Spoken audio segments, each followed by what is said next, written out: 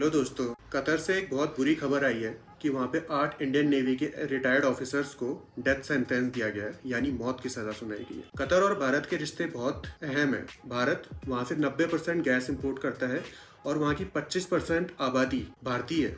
फिर भी कतर को ऐसा क्या हुआ कि वो भारत के साथ रिश्ते अपने खराब करना चाहता है। इसकी पूरी बैकग्राउंड स्टोरी हम जानेंगे, देखेंगे कि ये 8 भारतीय आखिर है कौन और वो कतर में पहुंचे कैसे। ये भी देखेंगे कि अब भारत क्या कर सकता है उनको वापस घर लाने के लिए, और हम ये भी देखेंगे कि कतर आखिरकार भारत को इतना आंख क्यों दिखा रहा है और क्यों चाहता है कि अपने रिश्ते को भारत के साथ खराब करे। कहानी में आगे बढ़ने से पहले ये जानना बहुत जरूरी है कि कतर आखिरकार देश कैसा है। देखिए, कतर जब सऊदी अरेबिया से जुड़ा हुआ था, हमें आगे देखेंगे कि ये सऊदी अरेबिया का केस क्या है, लेकिन जब वो सऊदी अरेबिया से जुड़ा हुआ था तब वो मोतियों का ट्रेड करता था।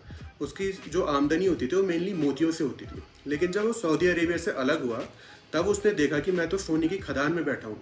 उसके पास तेल और गैस के भंडार इतने ज़्यादा थे कि वो इतना ज़्यादा अमीर बना, इतना ज़्यादा अमीर बना कि आज वो दुनिया का चौथा सबसे अमीर देश है। यही नहीं, कतर ने हाल ही में फुटबॉल वर्ल्ड कप भी ऑर्गेनाइज कराया था, जिसमें ये माना जाता है कि कतर ने इतना पैसा खर्च किया जो एक देश का एक साल का बजट नहीं होता, उतना पैसा कतर ने फुटबॉल वर्ल्ड कप में खर्च कर दिया। लेकिन वहाँ पे नियम भी इतने ही कठिन है, लेकिन वहाँ पे नियम भी इतने ही सख्त हैं। कहा जाता है कि कतर ने फुटबॉल वर्ल्ड कप में ये नियम रखा था कि कोई भी प्लेयर जो मैदान में अपनी शर्ट नहीं उतारेगा, और अगर वो ऐसा करता है तो उसको फी या पेनल्टी देनी पड़ेगी। कतर ने ये तक नियम रखा था कि जो प्लेयर्स हैं उनको सेलिब्रेट करने के लिए, कि जब उन्होंने कोई गोल वोल कर दिया या कुछ ऐसा कर दिया तो उसको सेलिब्रेट करने के लिए कोई भी ग्राउंड में बियर, रम ये सब नहीं पिएगा।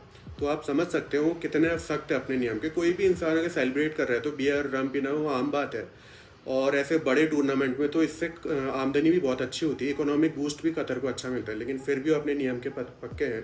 तो अगर लोगों को सेलिब्रेट करना होता था तो कतर की बाउंड्री से बाहर जाके सेलिब्रेट करते। कतर इतना ज़्यादा सख्त है अपने नियम के मामले में, तो वहाँ पे किडनैपिंग, मर्डर और ये देशद्रोह जैसे मामले में वहाँ तो वो बहुत सख्त है। वहाँ पे सीधे मौत की सज़ा दी जाती है और कुछ नहीं। और कतर के बारे में एक ये भी विशेष बात है कि वो पहला ऐसा देश है जिसने 5 स्टार का कॉन्सेप्ट एरोप्लेन में डाला। मतलब पूरा 5 स्टार होटल उठा के उन्होंने एरोप्लेन में डाल दिया, और इसलिए कतर एयरवेज बहुत दुनिया में फेमस है लग्जरी के लिए। बहुत अमीर लोग उसमें ट्रैवल करते हैं और बहुतों का सपना भी होता है कि कतर एयरवेज में हम ट्रैवल करें। तो एक ऐसा देश है कतर। और कतर इसी के साथ साथ बहुत पीसफुल देश भी है। वो ईरान की जैसा नहीं है कि हर हफ्ते वहाँ पे किसी को लटकाया जा रहा है। कतर में फांसी लास्ट टाइम मेरे ख्याल से 2020 और उससे पहले 2002 या 2003 के आसपास हुई थी। वहाँ पे फांसी देना इतना आम बात नहीं है। तो ऐसे देश में 8 इंडियन नेवी ऑफिसर्स को सीधे डेथ सेंटेंस की सज़ा। मैं बार बार फांसी बोल रहा हूँ, वहाँ एक्चुअली फांसी नहीं दी जाती। वहाँ पे डेथ सेंटेंस जो होती है, मौत की सज़ा, वहाँ पे शूट करके दिया जाता है। वहाँ इंडिया की तरफ फांसी नहीं है, वहाँ शूट करके दिया जाता है। तो उनको मौत की सज़ा दी गई। ऐसा क्या हुआ? तो चलिए हम पूरा बैकग्राउंड से जानते हैं कि कतर आखिरकार इस मुकाम में कैसे पहुंचा। कौन सी वो कंपनी है जिसमें 8 लोग काम करते थे, वो 8 लोग हैं कौन, पूरा हम देखेंगे। तो शुरू में जब बहुत पहले अगर हम बढ़े तो कतर पहले टर्किश रूल के अंदर था। तुर्क देश का शासन कतर में हुआ करता था। उसके बाद समय आगे बढ़ा, तुर्क का शासन खत्म हुआ और ब्रिटिश हुकूमत वहाँ पे लागू हो गई। जैसे एक समय में भारत अंग्रेज़ों का गुलाम था, वैसे ही कतर भी अंग्रेज़ों का गुलाम हुआ। तो वहाँ पर भी प्रोटेस्ट होने शुरू हुए जैसे भारत में हुए। वहाँ पे भी आंदोलन चला और कतर धीरे धीरे उनसे आज़ाद हुई। अब देखो दोस्त, अंग्रेज़ों की एक बहुत ख़राब आदत थी, जब भी वो किसी देश से गए उस देश का तहस नहस करके गए। जैसे आपने देखा होगा, जब वो भारत से गए तो भारत और पाकिस्तान को अलग करके गए, और आज भी हमारी उनसे लड़ाई होती है। जब वो इसराइल से निकले तो इसराइल और पैलेस्टीन को अलग करके गए, और वहाँ आज भी लड़ाई हो रही है, आज भी मासूम लोग मर रहे हैं। वैसे ही अब अंग्रेज़ों ने सोचा यहाँ भी कुछ ना कुछ ख़राब तो करना ही है, क्या ही ख़राब करें। लेकिन कतर एक छोटा सा देश है, उसकी आज आबादी 27 लाख है, तो उस टाइम तो और भी कम होगी, तो उसका विभाजन तो नहीं किया जा सकता था। तो अंग्रेज़ों ने क्या किया, उसको दे दिया सऊदी अरेबिया के हवाले। सऊदी अरेबिया आप यहाँ पे मैप में देख सकते हैं कि सऊदी अरेबिया बहुत बड़ा देश है और कतर से लगता है। तो उन्होंने सऊदी अरेबिया को ये दे दिया, बोला कि भाई आप इनको अपने छोटे भाई की तरह संभालो, इनको खाना खिलाओ, पालो पोसो, और इनका जो इकोनॉमिक बूस्ट है उसके फ़ायदे आप भी लो। तो अब उसमें रूल हो गया सऊदी अरेबिया। अब धीरे धीरे चला। अब कतर, हालांकि दोनों अरब मुल्क हैं, लेकिन वहाँ के लोगों का बोलना और यहाँ के लोगों का बोलना थोड़े बहुत अंतर है। तो कतर के लोगों को ये बात पसंद नहीं आई कि सऊदी अरेबिया उन पे शासन करे, कोई दूसरा लोग उन पे शासन करे। वो सोचते थे कि हम एक आज़ाद मुल्क है, हम सब में सेल्फ सफिशिएंट हैं, तो हम रह सकते हैं। तो वहाँ पे धीरे धीरे प्रोटेस्ट बढ़ने लगे कि हमें नहीं भाई, हमें अपना अलग देश चाहिए, हम इनके साथ क्यों रहें। तो धीरे धीरे करते हुए क्या हुआ, वहाँ पे एक रूलर हुए शेख हमाद कतर में। तो जब वो रूलर हुए तो उन्होंने एक ऐतिहासिक फैसला लिया कि भाई कतर अपने आप में सक्षम है, हम लोग अपने आप में इतनी ताकत रखते हैं कि हम खुद का भरण पोषण कर सकते हैं, तो हमें अब सऊदी अरेबिया की जरूरत नहीं है। तो उन्होंने एक टुक में सीधा सीधा ये फैसला ले लिया कि कतर अब से आज़ाद है और अब हमें सऊदी अरेबिया की ज़रूरत नहीं है। तो ये उनका ऐतिहासिक फैसला था और तब से वो अलग हो गए। तो जैसा कि मैंने अपने पहले बताया था कि कतर पहले मोतियों का बिजनेस करता था जब वो सऊदी अरेबिया के साथ था, लेकिन सऊदी अरेबिया के बाद अलग होने के बाद धीरे धीरे कतर को पता चला कि वो सोने के भंडार में बैठा है। दुनिया का सबसे वन ऑफ द बहुत लार्जेस्ट गैस और तेल का भंडार कतर के पास है। तो उसने उसको एक्सप्लोर किया और धीरे धीरे करते हुए आज तो फिर वो चौथा सबसे अमीर देश है। लेकिन देखो, सऊदी अरेबिया का साइज़ आप देख ही पा रहे होंगे मैप में, इतना बड़ा देश है। अब कोई भी इतने बड़े देश से उतना छोटा देश अलग होकर अपना खुद का चला रहा है, तो जाहिर सी बात है बड़े देश को गुस्सा आएगा, उसका अहम उससे बोलेगा कि क्या यार, कतर जैसा देश भी छोड़ के चला गया। तो सऊदी अरेबिया को ये बात पसंद नहीं आई। और सऊदी अरेबिया वहाँ का लीडर है, मिडिल ईस्ट का लीडर है, वो जो करेगा तो ये येमेन, यूएई, ओमान, इनकी इतनी नहीं है कि वो सऊदी अरेबिया से पंगा ले। तो सऊदी अरेबिया जैसा करेगा ये देश भी वैसा करेंगे। और कतर को ये बात पता थी, कतर को पता था कि भाई अब अपने को अपना डिफेंस बूस्ट करना है, अपने को आर्मी, नेवी, एयरफोर्स ये सब बनानी है, नहीं तो ये सब देश एक ना एक दिन मेरे को दोबारा परेशान तो करेंगे। तो कतर ने अपनी डिफेंस, आर्मी ये सब बूस्ट करना शुरू कर दिया। लेकिन दिक्कत है, आबादी उनके यहाँ मात्र अभी 27 लाख है, तो उस टाइम तो और भी कम थी। तो अब लोग कहाँ से लाएं, ट्रेनिंग कैसे दें हमारे लोगों को। तो इसके लिए कतर ने एक अच्छा तरीका निकाला। कतर ने, उसके पास पैसे का भंडार तो बहुत था, तो उसने जो अमीर देश थे जैसे अमेरिका, उनको कॉन्ट्रैक्ट देना शुरू किया कि देखो आप हमारे लोगों को ट्रेनिंग दो, अपने एडवांस वेपन्स दो, अपना एयर बेस, नेवल बेस हमारे यहाँ बनाओ, और एवज में हम आपको गैस के भंडार से जो मुनाफा होता है वो देंगे, हम आपको पैसे कम मुहैया कराएंगे, हमारे पास तेल है हम आपको वो देंगे। तो दोनों के लिए बहुत विन विन सिचुएशन है, दोनों का फ़ायदा हो रहा है, अमेरिका का भी फ़ायदा हो रहा है और कतर का भी। तो अमेरिका ने अपने डिफेंस इक्विपमेंट्स, हथियार, अपने जो वहाँ के बढ़िया बढ़िया कोच थे जो वहाँ पे ट्रेनिंग देना चाहते थे कतर के लोगों को, आर्मी, एयरफोर्स, वहाँ भेजना शुरू कर दिया। तो ऐसे ही बाकी देशों ने भी वहाँ आना शुरू कर दिया। तो ऐसा ही एक कंपनी थी अल दहरा, जिसमें जो 8 भारतीय पकड़े गए हैं वो भी इसी कंपनी में काम करते थे। वो अल दहरा कंपनी ओमान की कंपनी, वो ओमान की कंपनी आई कतर में। तो उस कंपनी का काम ये था कि कतर के डिफेंस को बूस्ट करना, वहाँ पे जो सप्लाई करना, आर्मी को बूस्ट करना, ट्रेनिंग देना लोगों को, यही सब काम अल दहरा कंपनी का था। और उसने, अब देखो अगर सिटीजन्स को आपने ट्रेनिंग देनी है तो फिर लोग भी तो ऐसे ही होने चाहिए ना, काबिल, जो उस चीज़ को जाने कि इनको ट्रेनिंग देनी कैसे। ऐसे ही उन्होंने दुनिया भर में ऑफर्स निकाले कि जो आर्मी वगैरह के रिटायर्ड ऑफिसर्स हैं, जो बहुत ब्रिलियंट है, स्पेशलाइज्ड है, साल भर उन्होंने, ज़िंदगी भर उन्होंने इसी फील्ड में काम किया, वो आओ और हमारे ट्रेनिंग दो, हम आपको अच्छा प्लेसमेंट देंगे। ऐसा ही ऑफर इन 8 लोगों को भी आया। जो हमारे एक्स इंडियन नेवी के ऑफिसर्स हैं उनको भी ये ऑफर आया, तो वो इस ऑफर को लेके कतर में चले गए, उस कंपनी में उन्होंने दाखिला ले लिया। तो अब ये धीरे धीरे वहाँ पे काम करते गए। अब एक चीज़ आपका ये जानना भी जरूरी है कि इसी के बीच कतर और इटली की डील हुई, कतर और इटली की हुई सबमरीन डील, जिसमें कतर ने इटली से कहा कि आप हमें ऐसी सबमरीन पनडुब्बियां बना के दो जो ऐसे विशेष धातु से बनी हो जिसको पानी के नीचे डिटेक्ट ना किया जा सके, मतलब कोई भी उसको ढूंढ ना पाए। तो इटली ने कहा ठीक है, हम ऐसा करके देंगे। अब कतर तो पैसे का इस्तेमाल करके डिफेंस बनाता था, मैंने आपको बताया। तो ये सब होने लगा। अब यहाँ पे एक चीज़ ध्यान देने वाली बात यह है कि ऐसी जो पनडुब्बियां है ना, इस इलाके में सिर्फ ईरान के पास है और किसी के पास नहीं है ऐसी। तो अगर कतर के पास ऐसी पनडुब्बियां आ गई तो सोचिए उसका डिफेंस कितना बूस्ट हो जाएगा इस इलाके में, वो कितना मजबूत हो जाएगा। और कोई भी देश मजबूत हो तो ये सऊदी अरेबिया, ये देश मैंने आपको बताया, वो उन लोगों को ये बात पसंद नहीं आएगी। तो कतर ने डील को बहुत सीक्रेटिव रखा था, बहुत गुप्त रखा था कि ये कहीं से लीक नहीं होनी चाहिए, ये हाईली कॉन्फिडेंशियल चीज़ थी। और यही बात से खतरा था इसराइल को।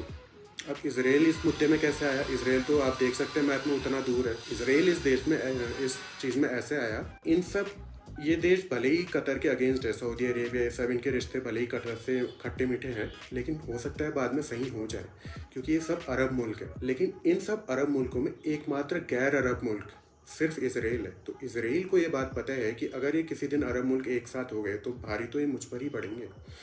तो इसराइल भी अगर इस डील को पता चल जाता तो इसराइल भी कहीं ना कहीं इस डील में अपना कुछ ना कुछ अड़ंगा डालता और इस डील को वो होने नहीं देता। तो कतर ने ये भी मेक श्योर करा था कि ये डील कहीं से भी लीक नहीं होनी चाहिए। अब देखिए कुछ समय बाद ऐसा हुआ कि जो कतर की इंटेलिजेंस एजेंसी थी वहाँ की, जैसे हमारे यहाँ रॉ है वहीं की वैसी वहाँ कतर की जो इंटेलिजेंस एजेंसी थी, उन्होंने ये पाया कि उनके पास ऐसे कुछ दस्तावेज हैं, कुछ ऐसे फ़ोन रिकॉर्ड्स हैं, ईमेल रिकॉर्ड्स हैं जो उन्होंने पब्लिक नहीं किए हैं। मतलब उन्होंने क्लेम किया कि हमारे पास ऐसे हैं जिनसे उनको विश्वास है कि ये जो 10 लोग हैं, जिसमें 8 नेवी के एक्स सोल्जर्स जो इंडियन है और एक ओमान का सीईओ। ओमान का सीईओ था खमीस अल अज़मी, जो उस कंपनी का सीईओ ना, अल दहरा जो कंपनी थी, जो ओमान की कंपनी थी, उसका सीईओ। और एक अन्य सिटीजन था, वो इंडिया का नहीं था। तो इन 10 लोगों को उनको विश्वास था कि ये 10 लोग ही इसमें इन्वॉल्व है, तो उनको पकड़ के कतर ने डाल दिया जेल में। अब यहाँ पे गौर करने वाली बात ये है कि सबसे पहले ये जो रिपोर्ट है ना, कि ये रिपोर्ट जो निकली थी कि ये जो लोग स्पाई कर रहे हैं इसराइल के लिए, कतर की इंटेलिजेंस एजेंसी ने ये कहा था कि हमें दावा है कि ये जो 10 लोग हैं वो इसराइल के लिए स्पाई कर रहे हैं। तो इसका दावा सबसे पहले किया था पाकिस्तान मीडिया ने, और उसके बाद वहाँ का जो न्यूज़पेपर है अल जजीरा, उन्होंने इस बात को दावा किया था, और उसके चलते इन 10 लोगों को पकड़ के डाल दिया जेल में। तो ये था पूरा मामला। ये यहाँ से शुरुआत हुई थी कि कैसे वो लोग गए, ये मैंने आपको पूरा बता दिया। अब यहाँ पे कुछ चीज़ें बहुत चिंता का विषय है। जैसे सबसे पहले तो ये कि वो जो 10 लोग पकड़े गए थे ना, उसमें सिर्फ 8 लोग अभी भी जेल में, और 8 लोग इंडियन नेवी के जो ऑफिसर्स थे वही थे।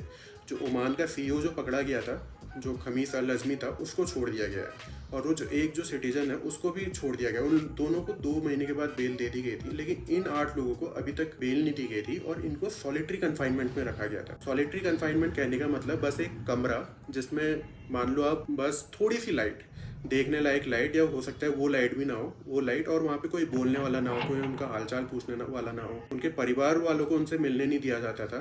तो इस हालत में रखा गया 1 साल तक। तो आप सोच सकते हैं कितनी मानसिक प्रताड़ना उनको झेलनी पड़ी होगी। तो इतना उनको रखा गया। दूसरी चिंता का विषय ये है कि ये जो चार्जेस है ना, मतलब वहाँ की जो जज है, वहाँ की जो कोर्ट है, जो उनकी फर्स्ट कोर्ट कहते हैं वहाँ पे, उन्होंने जो ये चार्जेस लगाए उन चार्जेस को पब्लिकली रिवील नहीं किया है कि क्या हमने चार्जेस लगाए। तो भाई ऐसा भी है कि आप उनको मौत की सज़ा सुना सकते हो, लेकिन जो चार्जेस हैं, क्यों उनको जेल में डाला, ये नहीं बता सकते। ऐसी भी क्या बात है। और उनके फैमिलीज़ को उनसे नहीं मिलने दिया जा रहा है, तो ये भी क्या बात है।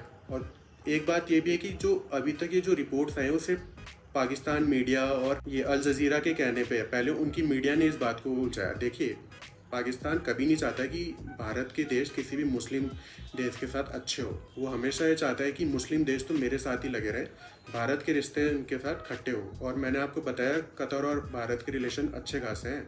25% आबादी हमारी कतर में, 25% कतर की आबादी भारत की है, तो 27 लाख में से 25% भारत के हैं, तो सोचो।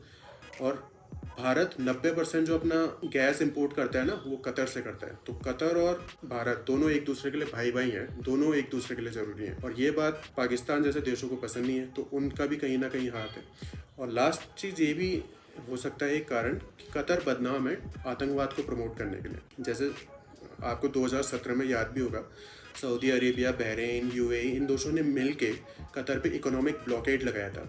कहने का मतलब वहाँ से डिप्लोमेटिक टाइज बिल्कुल अपने काट लिए थे, अपने अपने डिप्लोमेट्स उन्होंने वापस भेज दिए थे, और वहाँ पे एक्सपोर्ट इंपोर्ट उन्होंने बिल्कुल ख़त्म कर दिया था। और यही नहीं, कतर को ये भी बोल दिया था कि हमारे एयर स्पेस को यूज़ ना करें। तो मतलब कतर की अगर कोई हवाई जहाज़ सऊदी अरेबिया जैसे देशों के ऊपर से उड़ना चाहे तो उड़ नहीं सकता, तो उसको घूम के ऊपर जाना पड़ता था।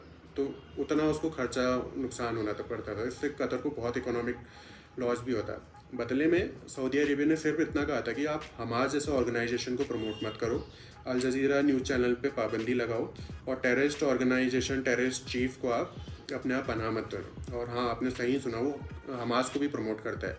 और यही नहीं, हमास का जो चीफ है ना, इस्माइल हनी है, वो भी अभी कतर में ही दुबा में है और बहुत आलीशान की ज़िंदगी जी रहा है। यही बात एक पॉइंट भी हो सकती है कि कतर ये क्यों कर रहा है, क्योंकि अभी जो इजराइल और हमास का युद्ध चल रहा है उसमें इंडिया ने इजराइल को सपोर्ट किया था हमास के अगेंस्ट, और ये बात कतर को कहीं ना कहीं पसंद नहीं आई होगी। तो कतर ये दिखाने की भी कोशिश कर रहा है कि भाई मैं भी हूँ, मुझे मत भूलो।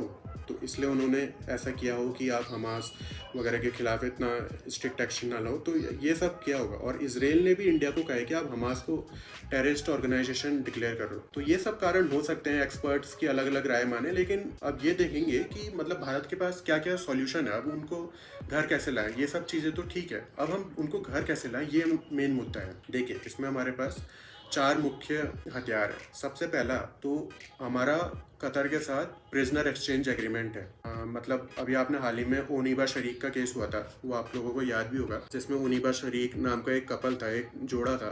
वो वहाँ पे छुट्टियाँ मनाने घूमने गया था, लेकिन उनको ड्रग केस में वहाँ पे गलत आरोपी पे पकड़ लिया गया। तो यहाँ पे जब कार्रवाई हुई इंडिया में, तो इंडिया ने कहा कि आपने गलत लोगों को पकड़ लिया, वो बेकसूर है, जो असली गुनहगार है यहाँ है। तो या तो हम आपको असली गुनहगार दे देते, आप इनको सज़ा दो और उनको छोड़ दो, या तो फिर इन गुनहगारों को हम अपने जुडिशियल सिस्टम के हिसाब से सज़ा देंगे और आप उनको हमें घर लाने दो। इस बात को कतर मान गया था, क्योंकि अगेन मैंने आपको बताया बहुत अच्छे रिश्ते हैं हमारे कतर के साथ। दूसरा ये हो सकता है कि हम कॉन्सुलर एक्सेस दें उनको, डिप्लोमेटिक तरीका अपनाएं, जिसमें हमारा वहाँ का जो एम्बेसी है, वहाँ का जो एक आदमी, उनसे उनके वहाँ प्रिजनर्स के पास जाके उनसे हाल चाल पूछें कि आपको कोई प्रताड़ना तो नहीं मिल रही, आपको सब चीज़ मिल रहा है। जैसे घर में नहीं होता, जब आप बीमार होते हैं तो मम्मी पापा पूछते हैं कि हाल चाल क्या है, तो उसी तरह के हाल चाल पूछे। हम भले ही रिहा ना करा सके, लेकिन एक उनका जो मेंटल टॉर्चर है वो कम हो जाएगा। तो एक चीज़ ये है। तीसरी चीज़ ये कर सकते हैं कि हम political Avenue, foreign minister level talk कर सकते हैं कि हमारे फॉरेन मिनिस्टर उनके फॉरेन मिनिस्टर से बात करें और चीज़ को सुलझाने की कोशिश करें। एक चीज़ और नेक्स्ट चीज़ ये हो सकती है कि हम लीगल एवेन्यूज़ अपनाएं, कानूनी तरीका, कि वहाँ पे जो कतर के जो ऑफिसर्स बैठे हैं हमारे वहाँ पे एम्बेसी में, वहाँ पे कुछ लॉयर्स को नियुक्त कर दें, वकीलों को नियुक्त कर दें, और वहाँ पे अपना प्रॉपर जो उनका जुडिशियल सिस्टम है उसके हिसाब से वहाँ पे केस करें। और लास्ट ये हो सकता है कि हमारे प्राइम मिनिस्टर लेवल टॉक हो, हमारे प्रधानमंत्री मोदी जी, वहाँ के जो अमीर है, वहाँ पे किंगडम रूल चलता है, तो वहाँ के जो अमीर है उनसे बातचीत करके इस मसले को हल करें। तो ये हमारे जो तरीके हैं ये हम सब अपना सकते हैं। तो अब वीडियो को कंक्लूड कर सकते हैं। तो अंत में हम यही विश करेंगे कि वो सब लोग जल्द से जल्द घर वापस आएँ। और माना जाता है कि कतर इंडिया के साथ इतने रिश्ते ख़राब नहीं करेगा, क्योंकि अगर 8 लोगों को, वो भी जो नेवी के एक्स रिटायर्ड ऑफिसर्स हैं, उनको अगर वो फांसी दे दे तो फिर ये चीज़ तो रिश्ते में हमेशा खटास लगाए, तो ये चीज़ कतर करेगा नहीं, इंडिया से इतने रिश्ते ख़राब करेगा नहीं। तो आशा करते हैं कि वो लोग जल्द से जल्द वापस आ जाएँ, और उन ऑफिसर्स की भी सबको देश को चिंता है। तो इसी के साथ साथ ये वीडियो को कंक्लूड करते हैं। थैंक यू, मिलते हैं नेक्स्ट वीडियो।